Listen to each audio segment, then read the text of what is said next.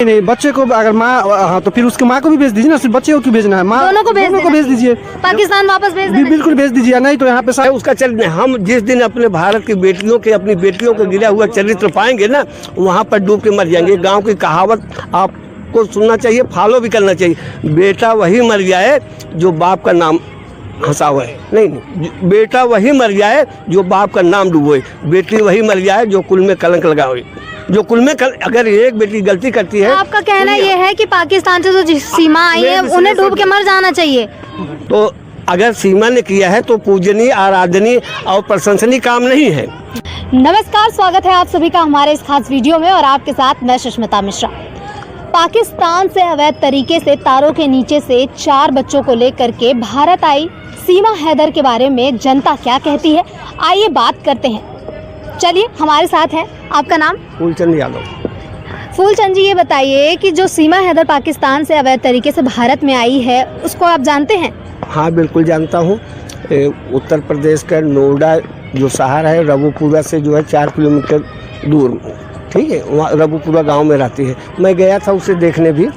अगर वो आई है तो ये विश्लेषण करने की बात है कि वो प्यार की दीवानी हो करके आई है कि आतंकवादी संगठनों से उसके कहीं तार जुड़े हैं। तो अगर तार नहीं जुड़े हैं तो प्रेम जो है एक किसी भी उम्र में हो सकता है। अगर दोनों का, अगर सीमा सचिन ने पबजी को लफ्जी बना दिया, इस बात को देखने के लिए पूरे भारत के लोग जो है सुनना और देखना चाहे कि कैसे बनाया गया। ये कहा जाता है कि ये दोनों पबजी खेलते थे, इसी बीच दोनों का अट्रैक्शन हुआ। एक बार आकर के नेपाल में जो है रुके 1 हफ्ता तक, फिर वो वापस चली गई। पाकिस्तान जा कर के उसने अपने पति के द्वारा जितनी जगह ज़मीन पैसे थी ना, करीब 12-13 लाख को बेच करके ना, और सऊदी अरब दूसरे देश से होते हुए नेपाल आई। नेपाल से फिर जो है आई। जब नेपाल में उन्होंने प्रवेश किया, सचिन जो है मार्गदर्शन करता रहा कि इस बस से आप ऐसे आ जाओ, दिल्ली के लिए बस आती है, उस बस के द्वारा वो आ गए।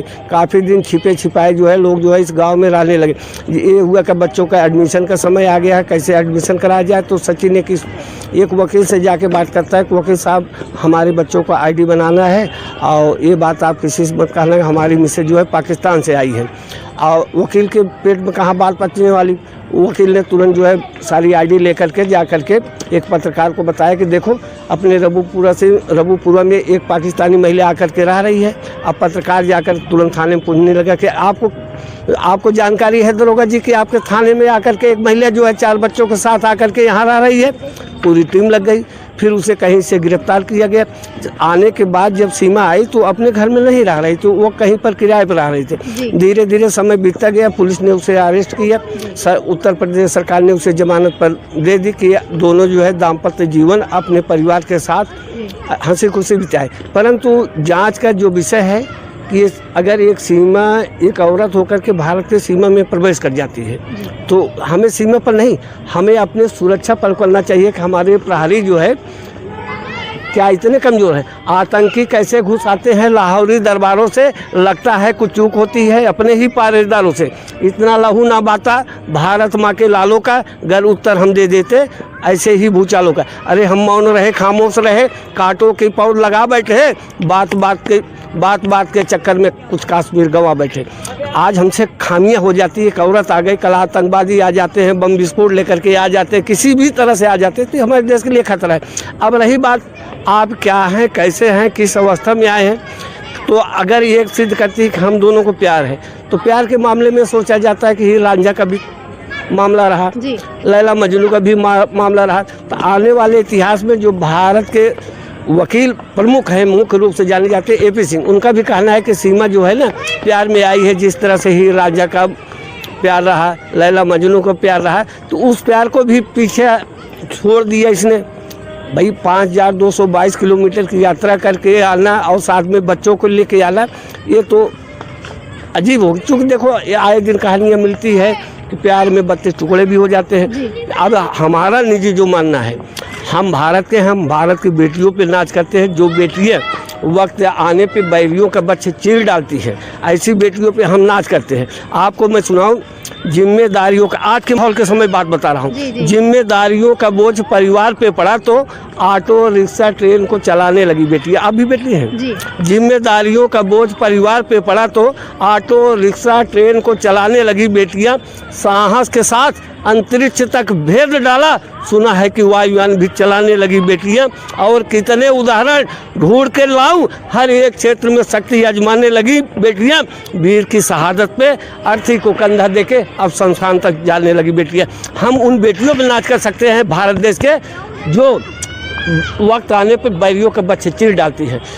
रण बीच अकेली जो डटी रही, साहस के पवारे थे, दुश्मन से बाजी जीत गए थे पर अपनों से हारे थे। लक्ष्मीबाई थी, साहस के पवारे थे, रण क्षेत्र के मैदान में डटी रही, अंतोगत्वा अपने प्राण को गवा दिया, केवल स्वाभिमान के लिए लड़ा। आज की बेटियां जो हमारे हैं ना, वो स्वाभिमान के लिए लड़ रही। आज भी भारत देश में बेटियों की पूजा की जाती है। ललिता, विशाखा, राधा रानी गर होती नहीं, यशोदा दुलारे नंदन नंदन को झुलाता कौन, इन बेटियों की पूजा होती है। सावित्री गर यहाँ पर होती नहीं, इस भारत देश में सावित्री गर होती नहीं तो सत्यवान को बचाता कौन। और कितने उदाहरण ढूंढ करके लाऊं, क्या क्या सवाल बन जाएंगे कि अगर हमारे देश में गौरवशाली बेटियां होती तो भारत का नाम कल्पना चावला ने ऊंचा किया जी। अंतरिक्ष बात यात्रा। तो हम सीमा हैदर की कर रहे हैं जो पाकिस्तान से आई है। भारत की बेटियां तो देश का नाम रोशन कर रही हैं, लेकिन पाकिस्तान से जो सीमा हैदर आई हैं उनको क्या, उन पर क्या कहना है आपका, ये बताइए। हम भारतवासी, हमें भारत पर नाज है, हमें भारत की बेटियों पर नाज है। कहाँ की कैसी संस्कृति है, कैसी सभ्यता है, कौन चरित्रहीन है, कौन दुष्चित्र है। हमारा देश जो है संस्कृत सभ्यता से भरा हुआ है। यहाँ की बेटियाँ भी स्वाभिमान वाली होती हैं और बेटे भी स्वाभिमान वाले होते हैं। और रही बात दुष्चरित्र लोगों की दुनिया में कमी भी नहीं है। अब उसके क्या चरित्र है, उसका चरित्र हम जिस दिन अपने भारत की बेटियों के, अपनी बेटियों को गिरा हुआ चरित्र पाएंगे ना, वहाँ पर डूब के मर जाएंगे। गांव की कहावत आपको सुनना चाहिए, फॉलो भी करना चाहिए। बेटा वही मर जाए जो बाप का नाम हंसावे, नहीं, बेटा वही मर जाए जो बाप का नाम डुबोए, बेटी वही मर जाए जो कुल में कलंक लगावे। जो कुल में अगर एक बेटी गलती करती है, आपका कहना ये है कि पाकिस्तान से जो सीमा आई है उन्हें डूब के मर जाना चाहिए। बेटा वही मर जाए जो बाप का नाम गवाए, बेटी वही मर जाए जो कुल में दाग लगाए। एक बेटी अगर गलत काम करती है तो माँ बाप, भाई बहन, परिवार, पास पड़ोस, नात रिश्तेदार सबकी नाक करती है। तो अगर सीमा ने किया है तो पूजनीय, आराधनीय और प्रशंसनीय काम नहीं है जी। शादी के जो तौर तरीके होते हैं, लव मैरिज के सिस्टम हो जाए, दिखावा में हो जाए, और सांस्कृतिक सिस्टम हो जाए, हमारे जो संस्कार हैं कि जो है अगुआ के माध्यम से होता है ना, कि एक मीडिएटर होता है, उसके द्वारा शादी हो जाता है जाति आधार पर। सीमा का मीडिएटर कौन था? देखिए, शादी जो है अगर अंतर्जातीय होती हिंदू मुसलमान को तो भी चल जाती, ये अंतर्राष्ट्रीय मामला से जुड़ गया जी। अगर हम किसी दूसरे देश में जाएंगे, अगर हमारे वैधानिक प्रपत्र नहीं होंगे मेरे पास, तो लोग मुझे शक की नज़र से देखेंगे। अगर उसको करना था तो सबसे पहले उसको अपने सारे दस्तावेज कंप्लीट करना चाहिए था। कोई जांच करे कि आप वहाँ के नागरिक हैं, हमारे पेपर हैं, हमारे बच्चों के ना, तब उंगली नहीं उठती। ऐसे कंडीशन में सरकार को न्यायिक जाँच करा करके उसको हिरासत में रखना चाहिए। और उसकी जो बेटियां आई हैं वो क्या रबुपुरा में सुरक्षित हैं? वहाँ के जो लोग हैं क्या उन पे गंदी नजर नहीं डालेंगे? देखिए, बच्चे अभी छोटे होते हैं, बच्चे जो है भगवान के रूप होते हैं, देवियों के रूप में। भारत के देश में छोटी बेटियों को जो है पूजा किया जाता है नवरात्रि के समय। आज बेटियां छोटी हैं, कल वो बड़ी होंगी, उनके सामने प्रश्न होगा, समस्या होगी कि उनको किस स्कूल में एडमिशन होगा जी। और उन जो लड़कियाँ बड़ी हो जाती तो एक शादी के भी समय होता है, तो कौन उनसे शादी ब्याह करेगी? लड़के के सामने भी आएगी। और लड़का अगर जो आया है वो बड़ा हो जाए, कहीं काम करने जाएगा, तो वहाँ एक सर्टिफिकेट डिमांड होती है कि आप भारतीय नागरिक हैं, आप किसके बेटे हैं, कहाँ के रहने वाले हैं। जब लोग जानेंगे ये पाकिस्तान आई सीमा की लड़की है, हैदर की लड़की पाकिस्तान की है ना, तो वहाँ पर लोग जहाँ काम के एबुल होने के बावजूद भी, एबिलिटी रखने के बावजूद भी ना, लोग इसे काम नहीं देंगे। आज भारत में योग्यता और दक्षता, निपुणता के आधार पर लोगों को काम दिया जाता है। जब आज सचिन कोई काम देने के लिए राजी नहीं, सीमा को काम, तो जीवन यापन के लिए, आर्थिक उन्नति के लिए कुछ पैसे की आवश्यकता होगी। सीमा तो कहती है सचिन अगर बाहर जाएंगे तो लोग उसे मार देंगे जान से, इसीलिए सचिन घर में रहता है, काम नहीं करता है। नहीं, सचिन काम करता है। सचिन एक किराना की दुकान पे 8,000 की नौकरी करता है और उसी नौकरी के हिसाब से उसका घर परिवार चलता है। काम बाहर कौन देगा वो काम? सवाल वहाँ खड़ा हो जाएगा। अगर आप मोस्ट वांटेड अपराधी हो, बहुचर्चित हो जाए। एक समस्या हमारे अरुण गोविल जी के जो भगवान श्री राम का किरदार निभाए थे, अच्छा चरित्र था, लेकिन बहुचर्चित होने के बाद जब उनके सामने उन्हीं का इंटरव्यू हुआ कि आर्थिक समस्याएं आने लगी, तो काम की खोज में बम्बई जाने लगे। जिस ऑफिस में जाते थे कि सर हमें काम दे दीजिए, तो लोग उनके पैर छू लेते थे। देखिए पैर छू लेते थे कि सर हम आपको कैसे काम दें। भगवान श्री राम को जो रूल अदा किया, अभी जो है मेरठ से चुनाव लड़े हैं, तो जब आदमी बहुचर्चित हो जाता है ना तो उसको काम नहीं मिल पाता है। हाँ, तो सीमा हैदर को वापस पाकिस्तान भेजना चाहिए या नहीं? ये सरकार के जांच का तो विषय। जनता क्या कहती है? सरकार को छोड़िए, जनता क्या कहती है? चला जाना चाहिए। एक बात सुनिए, भारत में लड़के और लड़कियों को तो कमी है नहीं, उसका क्या सीमा सचिन का जो है परिवार समाज नात रिश्तेदार मर गए थे, टूट गए थे। आजकल शादी जो होती है, आपको मैं बताऊं, अगर हमारे रिश्ते में किसी लड़के के या लड़की की शादी नहीं होती है ना तो लोग कहते हैं भैया इसकी शादी करा। हम यहाँ वहाँ एक सोचते हैं चलो इसका मैच कर रहा है, इसे शादी करा दो। गलती तो दोनों ने किया है, अब बहुत बड़े पैमाने की गलती है। आज एक प्रश्न सचिन पर भी उठ सकता है कि अगर तुम सचिन से इतने दिन तक बात करते रहे तो हमारी दूरसंचार की जो एजेंसियाँ होती, कौन आदमी किस देश में कहाँ पर बात कर रहा है, उसी समय खबर कर लेना चाहिए। आप दूसरे देश से बात कर रहे हैं तो भारत देश को जानकारी होना चाहिए। बात तो करते थे, चाहे नेट के माध्यम से करते हो चाहे फ़ोन के माध्यम से करते हो।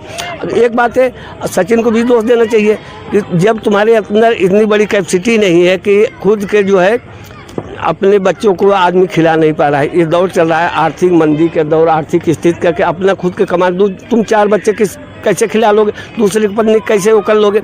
इसकी की जिसको बीमारी लगी 4 बच्चों की माँ भी कुंवारी लगी। एक बात आप सुनिए, पुरानी कहावत है। तो ऐसे कंडीशन में इनका साइकोलॉजिकल जो है टेस्ट कराया जाए, कहीं ये लोग मानसिक रोग से पीड़ित तो नहीं है। सचिन भी मानसिक रोग का पीड़ित है, ये भी है।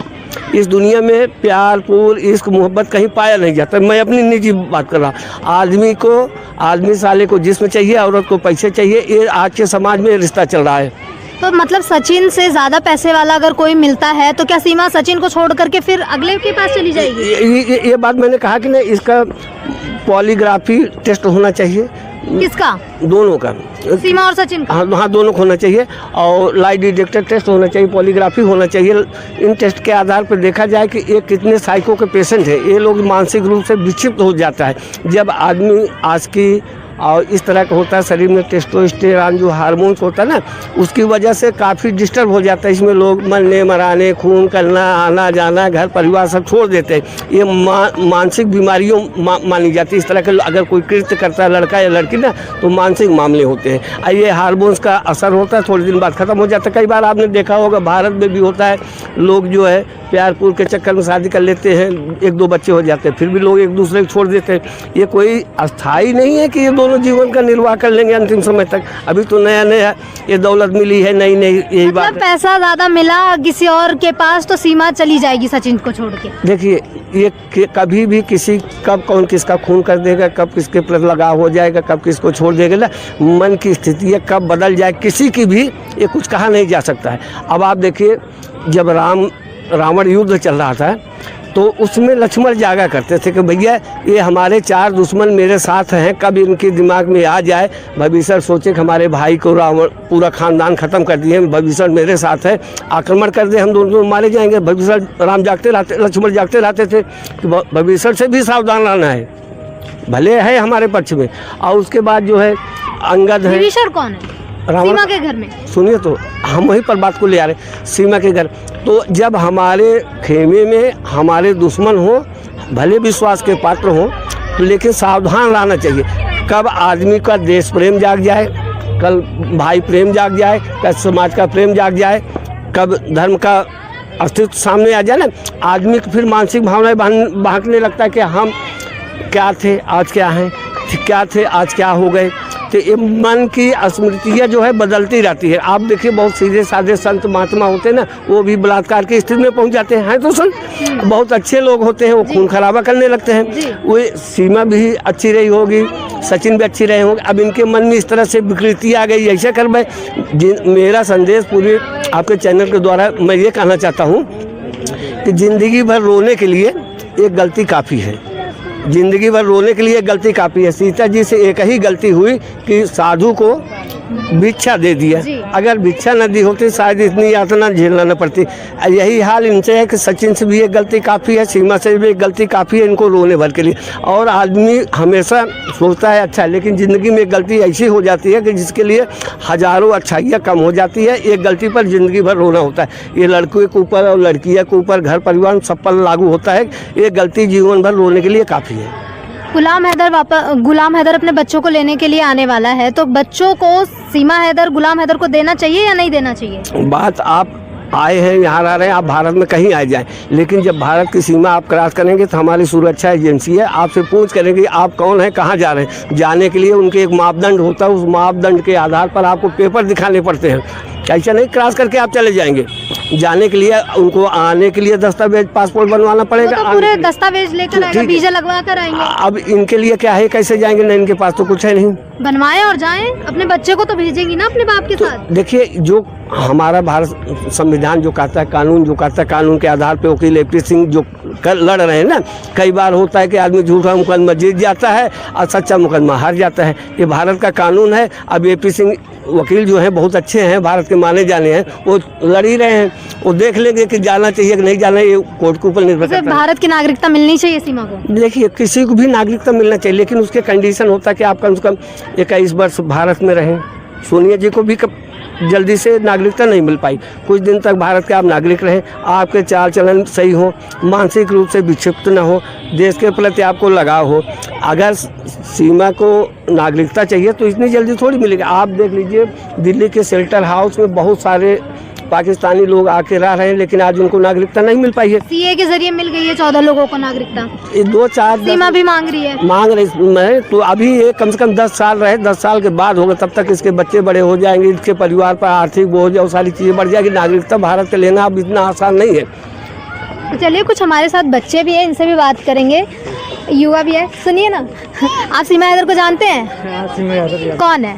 सीमा हैदर सीमा हैदर है।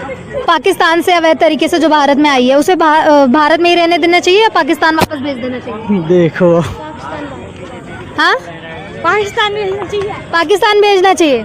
नहीं, पाकिस्तान नहीं भेजना चाहिए। अगर मान लीजिए वो अगर बातचीत करके आए, मतलब अगर दोनों आदमी, वो तो अवैध तरीके से आई है ना, अपने बच्चे को लेकर के भाग आई चुपचाप से, उसका पति तो बाहर था। नहीं मैम, आपको 1-2 चीज़ देखना पड़ेगा उसमें कि वो बातचीत करके किसी मतलब ऐसे आदमी के साथ आई है जो अपना हर घर परिवार सारा चीज़ छोड़ के आई है हमारे देश में, तो किसी दूसरे देश से आए हुए आदमी का सम्मान और करना हमारा। अवैध तरीके से आई है, उसका सम्मान करें। नहीं, अवैध तरीके से आया, उसको उसके ऊपर जो भी कानूनी कार्रवाई है वो होनी चाहिए, लेकिन आपको पहले ये भी देखना पड़ेगा वो आई है किस मकसद से। हो सकता है कहीं कोई दूसरा उनका रीजन हो यहाँ हमारे देश में आने का, हो सकता है उनका कुछ दूसरा हो, लेकिन दूसरी तरफ से आपको ये भी देखना पड़ेगा वो आई है अपना घर परिवार वहाँ से छोड़ के, तो वो भी आपको गुलाम हैदर आ रहा है, सीमा का पति, जो पहला वाला पति था, वो अपने बच्चों को लेने के लिए आ रहा है, बच्चों को भेज देना चाहिए उसे? नहीं, बच्चे को अगर माँ, हाँ, तो फिर उसके माँ को भी भेज दीजिए ना, सिर्फ बच्चे को क्यों भेजना है? माँ दोनों को भेज दीजिए, पाकिस्तान वापस भेज दीजिए। बिल्कुल भेज दीजिए, नहीं तो यहाँ पे सारे को रखिए, उसको भी बुला लीजिए, गुलाम हैदर को खड़ा करके चौराहे पे मार दीजिए, क्या कीजिएगा? और दूसरे देश से आए हुए आदमी को क्या कीजिएगा? इससे ज्यादा सम्मान देने की जरूरत। पिता अपने बच्चों की मांग कर रहा है तो उसे मार देना चाहिए। तो माँ भी तो डिमांड कर रही है, तभी तो लेके चले आएगा। माँ तो भी अवैध तरीके से भाग के आई है। मैम, माँ अगर अवैध तरीके से भाग के आई है तो आपको एक चीज देखना पड़ेगा, माँ उसके बच्चे को अपने लेके आई है ना। हाँ, अगर बच्चे को तो लेकर आई इतना है। बेहतर रिलेशन अगर उन दोनों का होता वहाँ पे, तो वो यहाँ क्यों आती? वो तो सीमा के लिए कमाने के लिए बाहर गया था, सीमा की हर जरूरतें पूरी करता था। जरूरत जब सारा चीज अच्छा था तो फिर आई यहाँ क्यों? तो भाई जब हर चीज मान लीजिए अगर उसका पूरा दोनों का कम्युनिकेशन रिलेशन अगर बेहतर होता तो हमारे देश में उसको आने की जरूरत तो नहीं थी। नहीं, अगर वो आई है तो किसी रीजन से आई होगी ना। तो आतंकवादी भी तो हो सकती है। हाँ, उसके ऊपर तो हमारे गवर्नमेंट को ध्यान देना चाहिए ना कि क्या करना है। तो उसे पाकिस्तान भेजना चाहिए, अगर यहाँ से भगा देना अगर चाहिए। नहीं, अगर आवश्यकता है तो भेजना चाहिए, अगर वैसा नहीं है तो रखना भी चाहिए। रखना भी चाहिए। हाँ। फिलहाल के लिए इस वीडियो में इतना ही। अब मुझे दीजिए इजाजत, नमस्कार।